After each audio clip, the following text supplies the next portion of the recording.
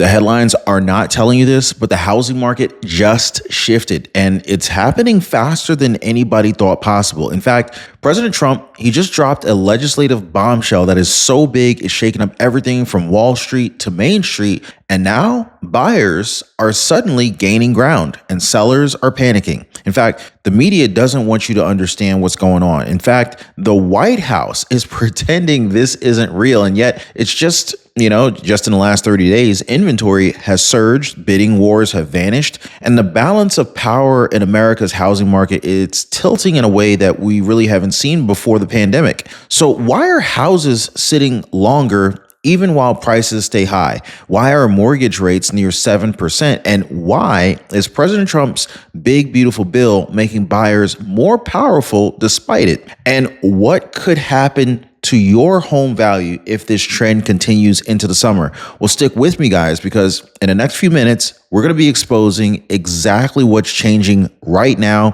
who's winning, who's losing, and why President Trump's big, new, beautiful bill just set off this political and economic chain reaction across the entire real estate market. Now, this is not a crash, but what it is a quiet collapse of the old rules. Now, if you're not prepared for what's coming next, well, you're going to get left behind. So let's go ahead and break this all down, starting with what the data actually says and why the Democrats are in full-blown panic mode behind closed doors. Now, if you guys appreciate the daily news updates, hit the like button and subscribe to the channel. Really appreciate you guys. All right, President Donald Trump's big, beautiful bill. It's not just some tax tweak or some routine budget cut. It's actually a total ideological sledgehammer, and it's aimed at what he calls decades of abuse in government spending. So here's the part that has Washington in total meltdown mode, right? The bill requires proof of U.S. citizenship to access Medicaid and Social Security.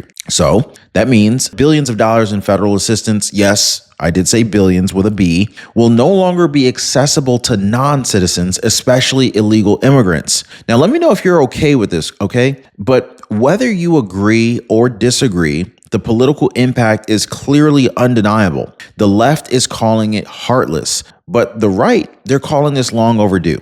I want to ask you guys, is this heartless or is this long overdue? So here's the kicker. Those redirected funds, well, they're being used to offset the deficit and fund tax relief for working class Americans. This is President Trump's signature strategy. Cut off the grift, fuel the growth. Now, let's talk about where the panic is really coming from, okay? So you got high migrant regions. I want you guys to think about California. Think about New York, parts of Illinois. They're looking at massive housing subsidy disruptions, public housing demand, Section 8 expansion, even certain homeless assistance programs. Well, they rely very heavily on federal money, which now comes with a citizen check or a citizenship check. So what's happening? Well, local authorities, or specifically the local housing authorities, are scrambling. Some are actually warning of a drop in housing support. Others fear that this could trigger renter evictions or developer pullbacks in some of these once hot blue state markets. And it's early, but the tremors are real, guys. And when local governments start panicking about their housing budgets, well, the entire real estate ecosystem will feel it. But that is it's really just a political spark here. But what's really shocking is how fast this fire has spread into the housing market itself. Guys, we're talking inventory exploding, housing sellers are sweating, buyers, for the first time in years, they're actually gaining some ground. Now, stick with me because I want to dive into the numbers that actually prove this thing, okay? I mean, you're not going to believe how fast this power dynamic has flipped, at least until you see the data. Now, government forms, endless phone trees, confusing fine print. If Medicaid or if Medicare feels like a bureaucratic nightmare, you're not crazy, guys. But Chapter can help you cut through all of it. Leslie Taylor, she gave Chapter a call. She got some real help. And guess what? She's now saving $1,000 a year. Sharon Bertusik lost her Medicaid benefits altogether, but Chapter found her a new plan with zero premiums, free meds, and she got her copay reduced from $89 to $20. Guys, they don't talk in circles. They just give you free help. Did I mention it's free? Yeah, it's totally free. Give our friends at Chapter a call right now. I want to know specifically from you how much they're able to save you. So drop me in the comments down below after you call them and let me know how much money you can save or you were able to save. You can reach them at askchapter.org/Ron. Or you can call them on the phone at 909-563-8279. Finally, help from real people. Now, here's where it gets real. For the first time since the pandemic broke the housing market, inventory is finally breaking free. Now, according to the latest data, there are now 1.88 million homes for sale across the United States. Now, that's a 12.5% jump year over year, and it's the highest spring inventory total since before COVID. Now, I want to put this into perspective, all right? 3 years ago, just 1.41 million homes on the market. Today, 33% more choices for buyers. Now, that's not a trend. That is clearly a power shift. And when buyers have options, sellers lose leverage, period. But the story doesn't end there. So let's talk about time on the market, right? So right now, the median home is sitting for 40 days before it sells. And that might not sound like that much until you compare this situation to just 2 years ago. Back in 2022, houses were flying off the market in like 18 days compared to the 40 days that it's taking today. That was a seller's market on steroids. Buyers were practically begging to overpay. Guys, today it's a different story, and those days are dead. Now, sellers are dropping their prices, offers are coming in below list, and the take it or leave it attitude, it's not working anymore. In fact, some very decent listings, they're still sitting. They're still waiting. They're still not moving. And for home buyers that are out there, you feel the shift. I mean, you know that just last year, you would have likely been in a 12 offer shootout by now. But today, you're negotiating instead of competing. Big difference, guys. But if you think that that's the end of it, oh no, because there's another force that's pressing down on the market, and it's the one thing that everybody is watching: mortgage interest rates. That's right, guys. They're climbing. They're sticky, and they're holding affordability hostage. So, of course, I want to tell you guys why we are stuck near 7%, what's really driving these rates higher, and how President Trump's bill, the global chaos, and the bond market are all colliding to make home loans a political weapon in 2025. Now, of course, I'm going to explain why this whole market shift is accelerating, and more importantly, why most people still do not see what's coming. So, guys, let's talk about the invisible hand that's squeezing this market like it's a vice grip: mortgage interest rates, okay? So just last week, the national average for 30-year fixed rate mortgage hit 6.86%, just a whisper away from that brutal 7% threshold. Now, here's why this matters, okay? At 6.8% or 6.86%, the average monthly mortgage payment is up hundreds of dollars compared to just 2 years ago. That monthly payment shock, it's slamming the brakes on affordability. You bet you. And so let's be clear, this isn't just a little speed bump. This is the highest rate since February, and it's literally keeping millions of potential buyers locked out of the market. And even though the inventory is rising and homes are sitting longer, affordability is still crushing demand. And so here's where it gets crazier, guys. People keep asking, when will mortgage rates come down? The answer?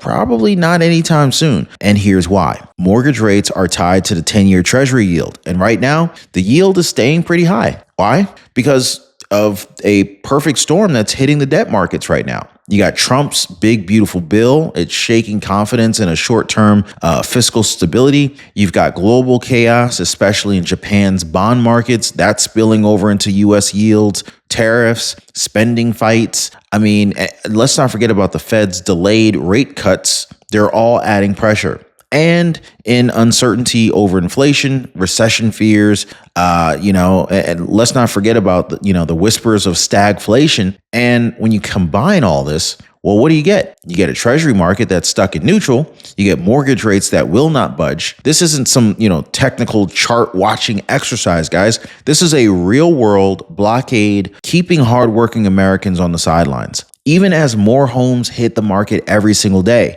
And President Trump's policies, Love them or hate them, they have become part of the equation because they're forcing Washington to rethink how it spends, how it borrows, and who gets what in this economy. But hang on, guys, because this next part, this is where it hits the hardest. What Americans are really concerned about, like what happens when home prices stay high? What happens in that case? Well, also, what happens when mortgage rates stay high? How about the average American family? What happens when they can no longer afford to buy a house? Right? Well, I want to go ahead and break down the true cost of this affordability crisis, why it's actually creating more leverage for buyers, and what this actually means for you heading into the summer. Spoiler alert, if you make around $75,000 a year, the market just got even tougher. But the leverage shift is creating a window of opportunity if you know where to look. Now, guys, I've had message after message come in. Ron, I'm running out of time.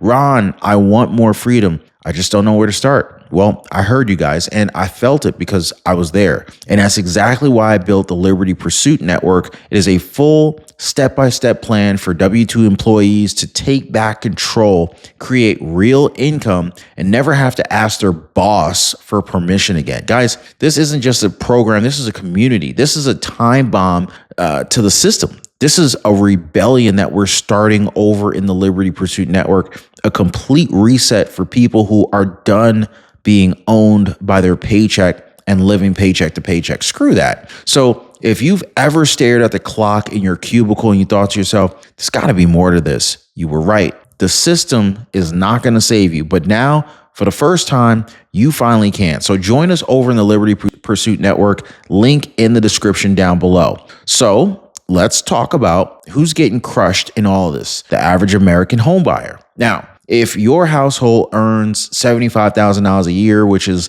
just under the national median, you can now afford only 21% of the homes that are listed nationwide. Let that sink in, guys. Not because home prices are surging, not because demand is out of control, but because high interest rates froze the affordability index solid. I mean, prices are flat, rates are near 7%, and wages, they're nowhere near keeping up. So that's how a stable market can still lock people out from buying, basically, right? And this right here that we're dealing with, this is what we call like the slow burn crisis that nobody's talking about. And this is the key, guys. More inventory and longer time on the market are quietly giving buyers back something that they have not had in many years. Leverage, right? So yeah, you're getting squeezed, but you're also holding the one thing that sellers are starting to fear: time. So here's what economists are saying, and this is where it gets really interesting. Most are not calling for a crash. They're actually calling for something that the housing market has not seen in years: stability, flat to slightly falling prices. So let me explain that, guys. If you're selling, your sky high asking price fantasy, that's probably fading at this point. Now, if you're buying, the every home gets 12 offers nightmare, that part's over. So here's the wild card. Inventory is still climbing. If this continues into the summer and all signs are pointing to yes, buyers are going to walk into open houses with more choice, more leverage, and way more confidence. That power shift, well, it's not just coming, it's already here. But the biggest question now is this: well, what happens if Trump's bill actually passes the Senate? Could this trigger a second shockwave, one that actually hits blue state housing markets even harder? And what happens when investors lose subsidies and housing market demand turns political? Well, stay with me, guys, because what's coming next could theoretically reshape the market in ways that we haven't seen in over a decade. So here's the high stakes scenario that almost nobody saw, and basically it's coming. So what happens if President Trump's big, beautiful bill clears the Senate? Well, I'm going to tell you what happens. Federal subsidies that prop up housing demand in blue states, gone. Rental vouchers, immigrant-focused housing aid, public development funds in sanctuary cities slashed or completely frozen. And then when that funding dries up, developers end up pulling back, renter demand softens, investor confidence collapses in overextended markets like San Francisco, Chicago, and New York. And this isn't just budget policy, guys. This is a massive reset button. And if it gets pushed, the aftershocks, They're going to hammer overpriced metro markets that have been insulated by years and years of progressive spending. All of a sudden, buyers in red states aren't just gaining ground.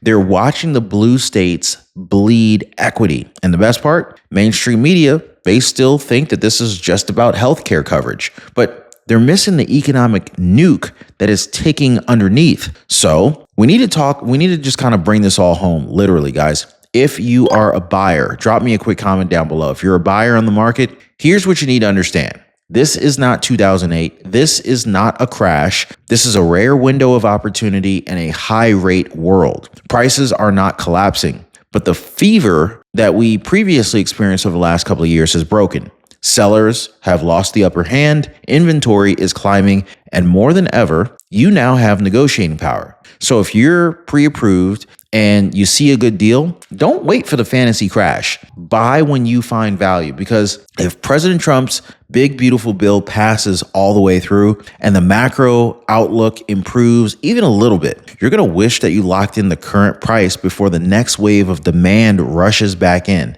Remember, in 2007, the peak price of a home was $257,000. Now, if you bought back then at the worst possible time and you simply held, well, you'd be sitting on hundreds of thousands in equity today. So ask yourself, do you want to try and time the bottom, or you want to own the future? So we talked about policy. We've talked about prices, but now I think it's time to go ahead and rip the mask off the biggest lie of all, the media meltdown, the fear mongering, and the true reason why Democrats and legacy networks are losing their ever-loving minds over this shift. Because next, I want to expose the propaganda machine and how public sentiment is flipping against them fast. So you want to know how serious this is, guys? Just go ahead and turn on your TV. I don't even watch TV, but just turn yours on. The second Trump's bill was introduced, the media didn't even wait for the ink to dry before declaring the end of humanity. CBS's Margaret Brennan, she straight up claimed that people will die if President Trump's legislation goes through. Margaret Brennan, guys, unbelievable. No joke, actual quote. Now, apparently, requiring citizenship for federal benefits now qualifies as lethal policy. So here's what they will not tell you. The deficit is shrinking, housing leverage is shifting, inflation is cooling, and buyers are getting breathing room for the first time in years. They don't want to talk about that, because if you knew the truth, if you saw what's actually happening in the market, you would realize that the old game is over. And their narrative, well, it's cracking at the seams. So let's not sugarcoat this. The left's messaging around the economy and the housing, it's imploding in real time. They screamed, Trump's bill will cause mass homelessness. Seniors will lose health care. The housing market's going to crash. But what's actually happening? Inventory is rising. Demand is cooling. The deficit is dropping. And inflation is finally trending down. Meanwhile, voters aren't just watching the news, they're living the reality. They see prices stabilizing. They feel the shift in power. They're starting to ask questions like, hey, wait a second. Is this actually working? Like, that's why panic is setting in. The media is losing credibility. The left's losing control of the story. And President Trump, well, he's not running a campaign. He's rewriting the economy. He's also rewriting the housing market, and the housing market is his proof of this. But before I wrap things up for you guys, we need to answer the following question, okay? Is this a crash? Is this a bubble? Or is this something far more strategic and far more permanent? Now, I want to go ahead and bring it all home and lay out exactly what you need to do, whether you're a home buyer, a home seller, or maybe just trying to survive this wild economic moment, okay? So after all the panic, after all the headlines, all the noise, let's be clear about one thing. This is not 2008. This is not a bubble bursting. This is a quiet, strategic rebalancing sparked by President Trump's housing bombshell. So what we're seeing is not chaos. It's control returning to the market. The sugar high of near zero interest rates, that's over. The lockdown era frenzy of over asking, bidding wars, gone. And the era of one-sided seller domination, it's dead. So this isn't just a market cooling off. It's a fundamental power shift in real time. Buyers are back in the game, sellers are recalibrating, and President Trump's economic pressure campaign is speeding it all up. Quiet, strategically, permanently. So where does this leave you, right? Well, if you're a buyer, you've been waiting for this moment, really. So if you've been waiting for this moment, don't miss it. Get pre-approved, start watching the listings, negotiate with confidence. Now, if you're a seller, adjust fast. The overpricing fantasy is over. And if you want to sell in 2025, price it like it's 2019, not like it's 2021. And if you're watching all of this unfold, stay alert, stay skeptical, stay informed, because mainstream media will not warn you and the politicians won't explain it. And the market, well, it's already moving without them. So Trump lit the fuse, and now it's really up to you to make the next move. So the housing market is not crashing. It's flipping quietly, rapidly, and strategically. And if you're paying attention, this is your opportunity. So turn on notifications so that you do not miss the next update, guys. Drop me a comment down below. Let me know what you're seeing in your local housing market, because this shift, well, it's already underway. Hey, by the way, guys, if you're one of the real ones who really enjoy what we do here on the channel, you've got to check out the Inner Circle. This is where our true supporters get exclusive access to content that I just can't share here, completely commercial free. It's also the best way to keep this channel going strong. So if you want to be a part of something special, join us over there. Links in the description or in the pinned comment down below.